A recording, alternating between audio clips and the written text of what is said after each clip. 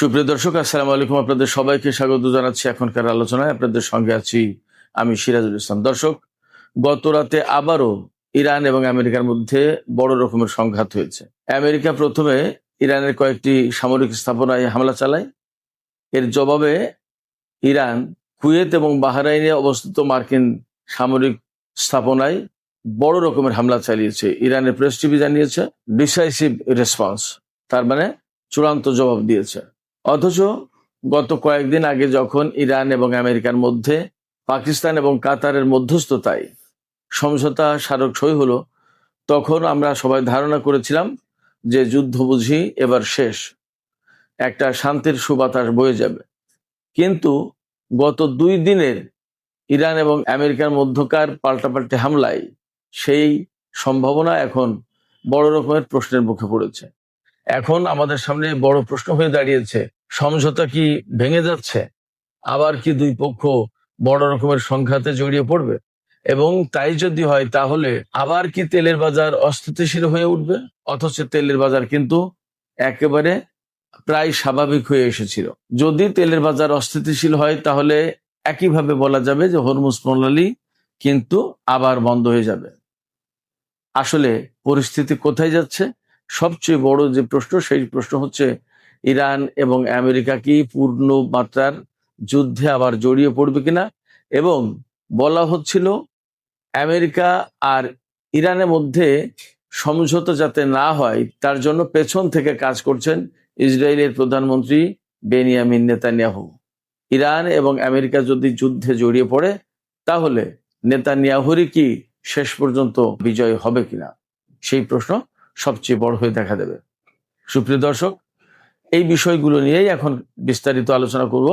আশা করি আপনারা সবাই শেষ পর্যন্ত সঙ্গে থাকবেন। আর ভিডিও ভালো লাগলে লাইক, কমেন্ট, শেয়ার করবেন এবং চ্যানেলটি সাবস্ক্রাইব করে সাথেই থাকবেন। দর্শক, প্রথমে আমরা দেখি গত রাতে আসলে কি ঘটেছে। গত রাতে যা ঘটেছে, গণমাধ্যম থেকে যা পাওয়া যাচ্ছে তা হচ্ছে এই: হরমুজ প্রণালী দিয়ে আরো একটি জাহাজ ইরানের কমান্ড না মেনে ভিন্ন রুটে যাচ্ছিল।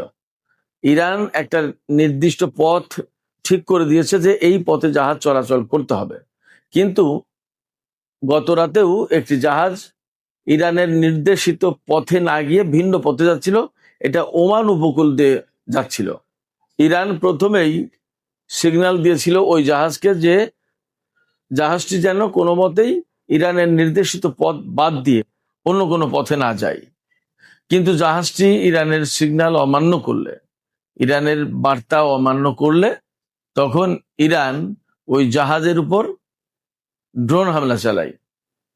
ড্রোন হামলা চালানোর পর আমেরিকা ইরানের সিরিক দ্বীপ এবং কেশম দ্বীপ, এই দুটো জায়গার বেশ অন্তত 4টি স্থাপনায় টেলিকমিউনিকেশন সেন্টার প্লাস ড্রোন স্থাপনা, ক্ষেপণাস্ত্র স্থাপনা, এরকম বেশ কয়েকটা, মোট 4টা জায়গায় হামলা চালায়। ইরান যেহেতু স্বাধীন সার্বভৌম দেশ, যতই আমেরিকার সাথে তার সমঝোতা স্মারক সই হোক আর যতই বিদেশি অর্থ ছাড় দিক আর যাই করুক না কেন, ইরানের উপর যখন আমেরিকা হামলা চালাবে তখন তো তার স্বাধীনতা সার্বভৌমত্বের উপর হামলা। এই হামলা মেনে নিতে রাজি হয়নি ইরান, এবং তাৎক্ষণিকভাবেই বলা যায় যে ইরান পাল্টা জবাব দিয়েছে।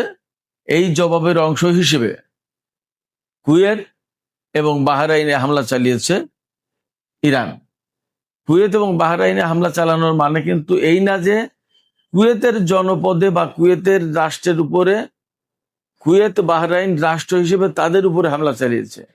সেই 2 দেশে যে মার্কিন সামরিক ঘাঁটি এবং 5ম নৌবহরের ঘাঁটি আছে, এই সব জায়গায় হামলা চালিয়েছে ইরান। আমরা যা জানতে পারছি তাতে দেখা যাচ্ছে কুয়েতের আলী আল সালেম বিমানবন্দর এবং বাহরাইনের সালমান বন্দরে মার্কিন সামরিক ঘাঁটিতে হামলা চালিয়েছে ইরান। এইসব হামলায় ক্ষেপণাস্ত্র এবং ড্রোন ব্যবহার করা হয়েছে। ইরানের পক্ষ থেকে বলা হচ্ছে তারা চূড়ান্ত জবাব দিয়েছে। তো মোটামুটি বোঝাই যাচ্ছে যে বড় রকমের হামলা চালিয়েছে। পাশাপাশি ইরানের আইআরজিসি একেবারে সরাসরি বলেছে যে গতকাল যে সামান্যতম হামলা চালিয়েছে আমেরিকা, এই সামান্য হামলার জবাবেও ইরান বড় হামলা চালিয়েছে এবং ভবিষ্যতে যদি আর একবার হামলা চালানো হয় এর চেয়ে অনেক বেশি কঠোর জবাব দেবে ইরান। একই সাথে আমরা দেখতে পাচ্ছি ইরানের খাতামুল আম্বিয়া ঘাটির যিনি কমান্ডার জেনারেল আবদুল্লাহি, তিনি বলেছেন ইরানের সামরিক বাহিনী সম্পূর্ণভাবে দেশমাতৃকাকে রক্ষার জন্য প্রস্তুত। এর মানে বোঝা যাচ্ছে যে ইরান একেবারে পরিপূর্ণভাবে যুদ্ধের জন্য প্রস্তুত। আমেরিকা যাই করুক না কেন তার জন্য জবাব দিতে তারা রেডি রয়েছে এবং আমরা দেখতেও পাচ্ছি। এই জায়গা থেকে প্রশ্ন আসছে, তাহলে কি যুদ্ধবিরতি ভেঙে যাবে? এখানে আমি বলবো যে যুদ্ধবিরতি ভেঙে যাওয়ার সম্ভাবনা তো আছেই, আশঙ্কা বলি আর সম্ভাবনা বলি যাই বলি আছে। কারণ হচ্ছে এমন দুটি দেশের মধ্যে এই যুদ্ধবিরতি হয়েছে যাদের ভেতরে যুগ যুগ ধরে মারাত্মক রকমের শত্রুতা বিরাজমান ছিল। গত 47 বছর ধরে নিষেধাজ্ঞা চাপিয়ে দিয়ে রেখেছে, ইরানের অর্থনীতি ক্ষতিগ্রস্ত করেছে, ইরানের বহু সেনা কর্মকর্তা, বিজ্ঞানী, এমনকি সর্বোচ্চ নেতা থেকে শুরু করে বহু বড় বড় মন্ত্রী, মিনিস্টার, আরো সেনা কর্মকর্তা, বিজ্ঞানী, সাধারণ জনগণকে হত্যা করেছে কয়েক হাজার। এই সমস্ত প্রেক্ষাপটে ইরান কোনো মতেই আমেরিকার সাথে খুব সহজে যে স্বাভাবিক হবে এটা ভাবার কোনো কারণ নেই। আবার আমেরিকাও ইরানকে খুব বড় শত্রু দেশ হিসেবে গণ্য করে এবং যার কারণে ইরানের উপরে 47 বছর ধরে নিষেধাজ্ঞা তো দিয়েছেই। এমনকি সামরিকভাবে আমেরিকা 2 দফায় ইরানের বিরুদ্ধে জড়িয়ে গেল এবং বড় রকমের যুদ্ধ করলো। তারা একেবারে ইরানের সরকার পরিবর্তন করে দিতে চেয়েছিল। ফলে অনেক কিছুর পরে যখন আমেরিকা এবং ইরানের মধ্যে কিছু বিষয়ে সমঝোতা হয়েছে, তার মানে এই না যে দুই পক্ষ একেবারে শত্রুতা ভুলে গেছে এবং শত্রুতা ভুলে যাওয়া সম্ভব। এমনকি ইরানের জনগণের ভেতরেও কিন্তু এই প্রতিশোধের আগুন জাজ্বল্যমান দাউ দাউ করে জ্বলছে। গতকাল ইরানের যে বিশেষজ্ঞ পরিষদ, সেই বিশেষজ্ঞ পরিষদের 88 জন সদস্যের ভেতরে 66 জন সদস্য একটা বিশেষ বিবৃতিতে সই করেছে। সেই বিবৃতিতে বলা হয়েছে যে ইরানের সর্বোচ্চ নেতা সাইয়েদ মুস্তফা খামেনি যে রেড লাইন দিয়েছেন, সেই রেড লাইন যাতে ক্রস না করে সরকার, সেই রেড লাইন মেনে আমেরিকার সাথে আলোচনা করতে হবে, কথা বলতে হবে, উঠা বসা করতে হবে, আচরণ করতে হবে। কোন রকমের আপোষকামী বা দুর্বল মনোভাব দেখানো যাবে না আমেরিকার সাথে। এমনকি ওই বিবৃতিতে, বিশেষজ্ঞ পরিষদের বিবৃতিতে বলা হয়েছে ইরানের সর্বোচ্চ নেতা বা ইরানের জনগণকে যারা হত্যা করেছে তাদের হত্যা করা ফরজ, তাদের বিরুদ্ধে প্রতিশোধ দেওয়া ফরজ। এটা অনেক কড়া বিবৃতি। এটা আমার কথা বলছি না, এটা ইরানের বিশেষজ্ঞ পরিষদের 66 জন সদস্য কোম থেকে এই বিবৃতি প্রকাশ করেছে। তার মানে আমেরিকার সাথে ইরান সরকারকে কোনো মতেই নরম হতে দেবে না ইরানের যে নিয়ন্ত্রক সংস্থা বা পরিষদগুলো আছে তারা।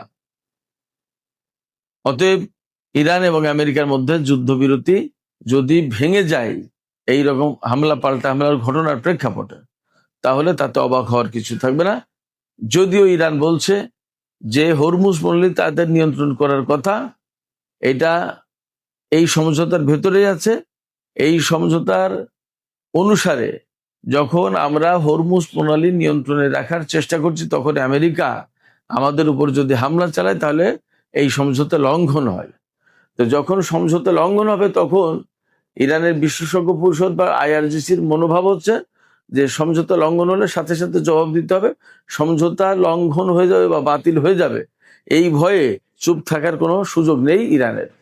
ইরানের বিশেষজ্ঞ পরিষদের বা জনগণের বিরাট অংশের যে চাওয়া পাওয়া, সেই চাওয়া পাওয়ার দিকে লক্ষ্য রেখেই কিন্তু আইআরজিসি কাজ করছে। আমরা গত কয়েকদিন ধরে দেখেছি যখনই আমেরিকা ইরানের উপর হামলা চালিয়েছে তখনই কিন্তু ইরান পাল্টা জবাব দিয়েছে, মোটেই দেরি করেনি।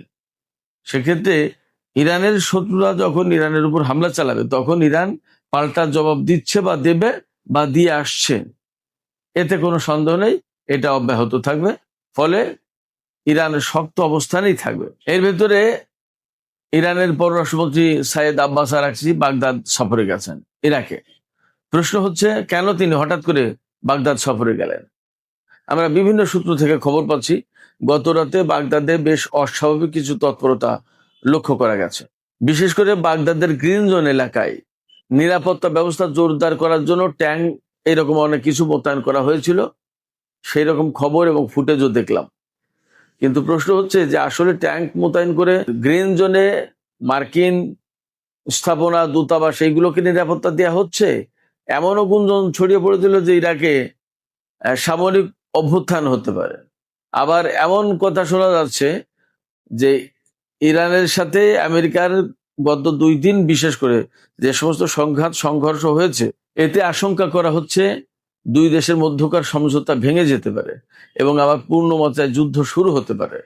তো যদি যুদ্ধ শুরু হয় তাহলে ইরাকের যে প্রতিরোধ যোদ্ধা যারা আছে তারা কিন্তু মার্কিন ঘাঁটিগুলোকে, বিশেষ করে মার্কিন দূতাবাস বা মার্কিন বিভিন্ন স্থাপনা লক্ষ্য করে হামলা চালাবে, যাতে ইরাকের প্রতিরোধ যোদ্ধারা হামলা চালাতে না পারে।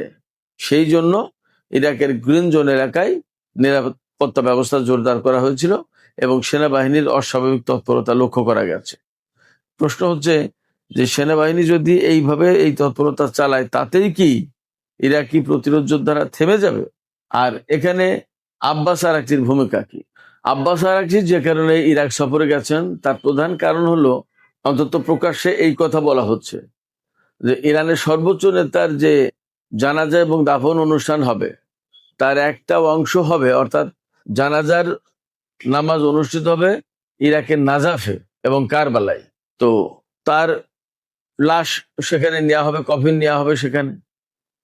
সেক্ষেত্রে ইরাক সরকার যদিও তার সমস্ত সবকিছু আয়োজন করবে, কিন্তু ইরাকের সাথে ইরানের একটা সমন্বয় করার ব্যাপার আছে। সেই সমন্বয়ের কাজ আলাপ আলোচনা করতে আব্বাস আরাকচি ইরাক সফরে গেছেন, এটা বলা হচ্ছে। কিন্তু পেছনের খবর হচ্ছে আব্বাস আরাকচি এই সফরে সর্বোচ্চ নেতা জানাজার বিষয়ে তো আলোচনা করবেনই, এর পাশাপাশি সবচেয়ে গুরুত্বপূর্ণ যেটা বা গুরুত্ব পাচ্ছে যেটা, সেটা হচ্ছে যে ইরাকের প্রতিরোধ যোদ্ধাদের সাথে যাতে একটা সমন্বয় করে ইরাক সরকার, যাতে অস্বাভাবিক কোনো পরিস্থিতি তৈরি না হয়, সমস্ত সবকিছু স্বাভাবিকভাবে এগিয়ে যায়। অর্থাৎ ইরাকের প্রতিরোধ যোদ্ধাদের বিরুদ্ধে সামরিক বাহিনী বা ইরাক সরকার বা কেউ যাতে কোনো অযাচিত পদক্ষেপ না নেয়, সেই কথাটাই মূলত আব্বাস আরাকচি বলতে বাগদাদ সফরে গেছেন। ইরান আমেরিকা যে সংঘর্ষ হচ্ছে গত 2 দিন ধরে, রাতের বেলায় বিশেষ করে, এ ব্যাপারে মার্কিন কংগ্রেস কিন্তু প্রশ্ন তুলেছে, আপত্তি তুলেছে। কংগ্রেসের ডেমোক্র্যাট সদস্যরা বলছেন যে 1973 সালে যে অ্যাক্ট আছে সেই অ্যাক্ট অনুসারে মার্কিন প্রেসিডেন্ট একতরফাভাবে কোনো যুদ্ধ শুরু করতে পারেন না। ইরানের উপর নতুন করে হামলা চালিয়ে মার্কিন প্রেসিডেন্ট সেই অ্যাক্ট লঙ্ঘন করেছেন।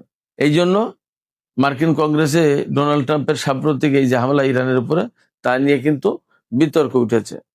ডেমোক্র্যাটরা এমনটা না যে তারা ইরানের পক্ষে চলে গেছে, বাট তারা হামলার বৈধতা এবং প্রয়োজনীয়তা নিয়ে প্রশ্ন তুলছেন।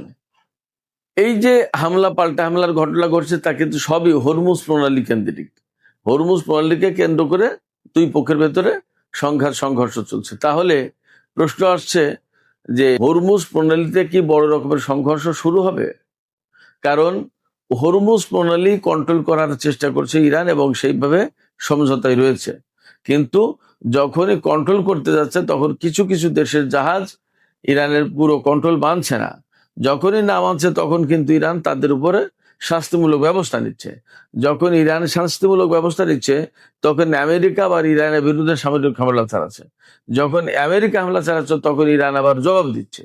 এই প্রেক্ষাপটে মনে হচ্ছে হরমুজ প্রণালী আবার তেতে উঠবে, আবার সেখানে সংঘর্ষ দেখা দেবে, আবার সেখানে বড় রকমের অনিশ্চয়তা তৈরি হবে। এই প্রেক্ষাপটে আবার আমরা এই আশঙ্কাও করছি, তাহলে কি হরমুজ প্রণালী বন্ধ হয়ে যাবে এবং তেলের বাজার কি আবার অস্থির হবে, অস্থিতিশীল হবে এবং আবার কি ঊর্ধ্বমুখী হবে? আমরা এরই মধ্যে জেনেছি ইরানের সাথে আমেরিকার যে সমঝোতা স্মারক সই হয়েছে, তারপরে তেলের ব্যারেল গড়পড়তা $72 নেমে এসেছে ব্রেন্ট ক্রুড। আর ওয়েস্টার্ন টেক্সাস ইন্টারমিডিয়েট যেটা, সেটা $70 বিক্রি হচ্ছে প্রতি ব্যারেল। তার মানে তেলের বাজার এই মুহূর্তে একদমই স্বাভাবিক। এই স্বাভাবিক অবস্থা আবার অস্বাভাবিক হয়ে যাবে তো যদি হরমুজ প্রণালী বন্ধ করে দেয়, তাহলে কি এমন আশঙ্কাও আছে কিনা? এই অবস্থা থেকে আমাদের সামনে এই প্রশ্নই আসে যে তাহলে সামনে কি হতে পারে। আমি আলোচনার প্রথম দিকে একটু বলেছি, আমি এখানে আবারও বলি যে যা পরিস্থিতি তৈরি হয়েছে এবং আমেরিকা আর ইরানের ভেতরে যে মনোভাব, তাতে কেউ কাউকেই ছাড় দেবে না বড় রকমের। সেক্ষেত্রে দুই দেশের মধ্যে আবার নতুন করে সংঘাত শুরু হতে পারে। যদি সংঘাত শুরু হয় তাহলে হরমুজ প্রণালী অবধারিতভাবে বন্ধ হয়ে যাবে এবং বিশ্ব বাজার, তেলের বাজার অস্থিতিশীল হয়ে উঠবে। সেই জায়গা থেকে প্রশ্ন আসবে, তাহলে এই যুদ্ধে বা এই যে চলমান সংকট, সেই সংকটে কি ইসরায়েলের প্রধানমন্ত্রী বেনিয়ামিন নেতানিয়াহু জিতে গেল কিনা? কারণ তিনি চেয়েছেন ইরানের সাথে আমেরিকার যুদ্ধবিরতি না হোক, যুদ্ধের মধ্য দিয়ে, হামলার মধ্য দিয়ে ইরানের পরমাণু কর্মসূচি বানচাল করা হবে। তো তাই যদি হয় তাহলে ইরান এবং আমেরিকার মধ্যে সংঘাত অনিবার্য হয়ে উঠবে, আর সংঘাত অনিবার্য হয়ে গেলে প্রকৃতপক্ষে নেতানিয়াহু জিতে যাবেন। সুপ্রিয় দর্শক, এখনকার আলোচনা এখানে শেষ করতে চাই। যাবার আগে আপনাদের কাছে প্রশ্ন, আসলে এই সংঘাতে কি হতে যাচ্ছে? নতুন করে কি বড় রকমের সংঘাত শুরু হবে এবং নেতানিয়াহু কি জিতে যাবে? আপনাদের কি মনে হয়? মতামত জানিয়ে কমেন্টে লিখতে পারেন। আর ভিডিও ভালো লাগলে লাইক, কমেন্ট, শেয়ার করবেন এবং চ্যানেলটি সাবস্ক্রাইব করে সাথেই থাকবেন। দর্শক, এখনকার আলোচনা এখানে শেষ করছি। আপনারা সবাই অনেক ভালো থাকুন। আল্লাহ হাফেজ।